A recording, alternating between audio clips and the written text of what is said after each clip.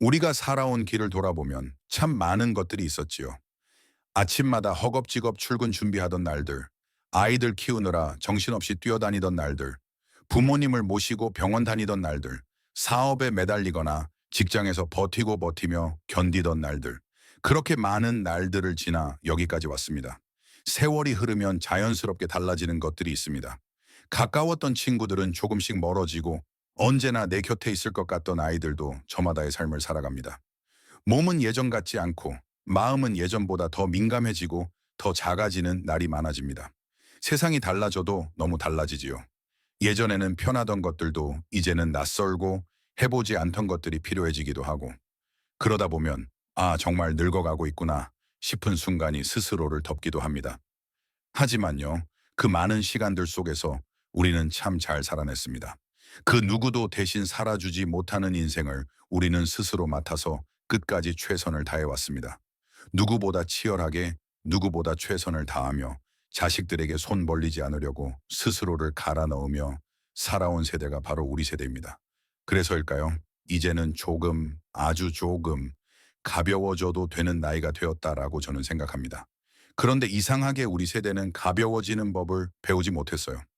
평생 쌓는 법만 배웠지 내려놓는 법을 배운 적은 없거든요. 집을 쌓고 재산을 쌓고 물건을 쌓고 인맥을 쌓고 책임을 쌓고 자식에 대한 기대도 쌓고 후회도 쌓고 미련도 쌓고 그러다 보니 나이 들어서는 짐이 너무 많아진 겁니다. 마음에도 삶에도 재정에도 말이죠. 워런 버핏이 했던 말처럼 은퇴 전 우리가 가장 먼저 해야 할 일은 새로운 것을 쌓는 것이 아니라 이미 쌓여 있는 것들을 정리하는 일일지도 모릅니다. 한국 사회는 특히 그렇습니다. 큰 집은 성공의 상징이었고, 좋은 차는 자존심이었고, 자식에게 물려줄 재산은 부모 책임이라고 배웠고, 사업은 내 존재의 증명이었습니다. 그런데 이 모든 것들이 은퇴 후에는 오히려 짐이 됩니다. 집은 유지비가 너무 크고, 차는 많을수록 돈이 셉니다. 별장은 1년에 몇 번 가지도 않는데 유지비가 어마어마하고 감정 때문에 붙잡고 있는 주식은 위험하고 사업은 내 몸과 마음을 끝까지 쥐어짜게 만듭니다. 결국 은퇴의 본질은 덜어내기입니다. 비우고 내려놓고 정리하고 단순하게 만드는 것. 그게 오히려 더 자유롭고 더 여유롭고 더 오래 행복하게 사는 길이더라고요. 한국 시니어 분들의 가장 큰 걱정은 두 가지라고 합니다. 하나는 돈, 그리고 또 하나는 외로움. 이 둘은 서로 깊게 연결되어 있어요. 돈이 부족하면 외로움이 더 심해지고 외로우면 돈 걱정을 더 많이 하게 됩니다. 그래서 어떤 것부터 해결해야 하느냐면 우선 삶을 단순하게 만드는 것부터 시작해야 합니다.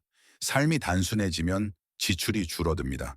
지출이 줄면 마음이 편해집니다. 마음이 편해지면 관계도 부드러워집니다. 관계가 부드러워지면 외로움도 자연스럽게 줄어들지요. 이게 은퇴 철학의 첫걸음입니다. 집 이야기부터 해보겠습니다. 많은 분들이 이야기를 하세요. 우리 집은 그냥 있어야지.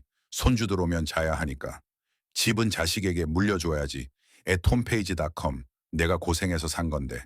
내 인생이 담긴 곳이라 쉽게 못 떠나지. 그 마음 충분히 이해합니다. 하지만 현실은 냉정합니다. 아이들은 1년에 몇 번 올까요? 세어보면 보통 2번, 많아야 3번에서 4번입니다. 그 몇 번을 위해서 1년에 수천만 원짜리 유지비를 부담하고 있는 셈이에요. 그 유지비의 절반만 줄어도 여행을 갈 수 있고 취미를 시작할 수 있고 혈압약 대신 웃을 일을 더 만들 수 있습니다. 집을 줄인다는 건 나를 위해 좋은 결정을 한다는 뜻입니다. 은퇴 이후의 집은 자식이나 손주를 위한 공간이 아니라 나의 남은 20년을 편안하게 보낼 공간이어야 합니다. 더 중요하게는 집을 줄여서 생긴 돈이 당신의 미래를 지켜줄 수 있다는 것입니다. 유동성이 생기고 마음이 편해지고 예상치 못한 일이 닥쳐도 흔들리지 않는 안전망이 됩니다. 이제 차 이야기로 넘어가 볼까요? 한국은 자동차에 대한 애착이 큰 나라입니다. 이 차는 아들이 첫 월급으로 사준 거야. 이 차는 내가 평생 꿈꾸던 차야. 언젠가 차박 다녀보려고 산 차야. 그런데 막상 타고 다니는 차는 딱 하나입니다. 나머지는 지하 주차장에서 먼지만 쌓이고 있지요. 문제는 그 먼지가 돈이라는 겁니다. 보험료, 기름값, 정비비, 차량세, 타지 않아도 빠져나가는 돈이 참 많습니다. 내가 아니면 모를 이야기 하나 드릴게요. 은퇴 후 가장 쉽게 줄일 수 있는 지출이 바로 자동차 관련 비용입니다. 차 한 대 줄이는 것만으로도 1년에 200만, 300만 원, 어떤 경우엔 500만 원까지 줄어듭니다. 이 돈이면 1년에 여행을 2번은 더 갈 수 있어요.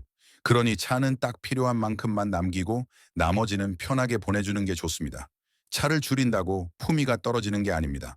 오히려 내 삶을 잘 관리한다는 의미가 됩니다. 이제 별장 이야기를 해볼까요?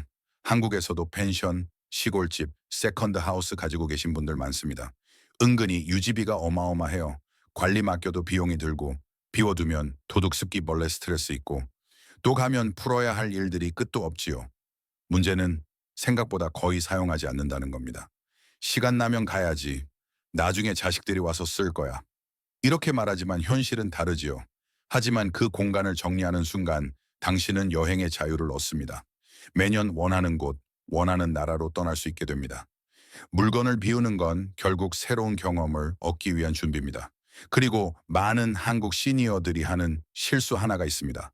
감정 때문에 들고 있는 주식들, 아버지가 남겨준 거라서, 내가 평생 다닌 회사라서 이 주식은 언젠가는 오를 거야. 하지만 감정은 돈을 지켜주지 못합니다. 리스크가 크면 결국 은퇴 이후의 삶이 흔들립니다. 그래서 포트폴리오 정리는 단순히 돈을 관리하는 게 아니라 내 남은 인생의 안정성을 확보하는 일입니다. 그리고 마지막 가장 어려운 정리, 바로 사업입니다. 사업은 한국 사람들에게 단순한 일터가 아니라 인생, 자존심, 가족의 생계, 나의 모든 것이었죠. 그래서 노후에도 억지로 붙들고 있는 경우가 정말 많습니다. 그런데요, 건강이 허락하는 동안 사업을 좋은 조건으로 정리하는 것이 오히려 더 현명한 결정일 수 있어요. 그 돈이 나의 은퇴를 살찌우고 나의 남은 생을 자유롭게 만들어줍니다. 이것을 모두 다 정리하고 나면 놀라운 경험을 하게 됩니다. 집이 줄고, 차가 줄고, 유지비가 줄고, 복잡함이 줄고, 예상치 못한 비용이 사라지기 시작합니다. 그리고 마치 숨이 한결 깊어지는 것처럼 마음이 가벼워집니다. 그때 비로소 느끼는 게 있어요. 아, 내가 지금까지 너무 많은 것을 짊어지고 있었구나. 이제야 진짜 내 삶을 살기 시작하는구나. 한국의 은퇴는 엄청난 돈을 가지지 않아도 됩니다. 하지만 지출 구조를 단순하게 만드는 것, 불필요한 것을 내려놓는 것, 나를 행복하게 하지 않는 것과 헤어지는 것은 반드시 필요합니다. 그리고 이 정리의 끝에서 우리는 한 가지 중요한 사실을 깨닫게 됩니다. 행복은 많이 가지는 데서 오는 게 아니라 필요한 것만 남기는 데서 온다는 것. 은퇴는 가지지 않기 위한 시간이 아니라 진짜 필요한 것만 가지고 더 깊고 더 따뜻하게 사는 시간입니다. 손주들에게 필요한 건 큰 집이 아니라 건강한 할머니, 건강한 할아버지입니다. 자식들에게 필요한 건 부모의 재산이 아니라 부모가 걱정 없이 사는 삶입니다. 당신이 앞으로 살아갈 10년, 20년, 30년은 누군가를 위해 희생하는 시간이 아니라 드디어 당신을 위한 시간입니다. 지금 이 영상을 듣고 있는 당신에게 진심으로 말하고 싶어요. 이제는 조금 가벼워져도 괜찮아요. 이제는 놓아도 되는 나이입니다. 당신은 이미 너무 오래, 너무 열심히 살아오셨습니다. 앞으로도 저는 당신의 마음이 덜 무겁고 당신의 하루가 덜 외롭고 당신의 삶이 더 따뜻해질 수 있도록 이 채널에서 조용히 천천히 함께 걷겠습니다. 오늘 이야기 당신에게 작은 변화의 시작이 되었기를 바랍니다. 함께 해주셔서 고맙습니다.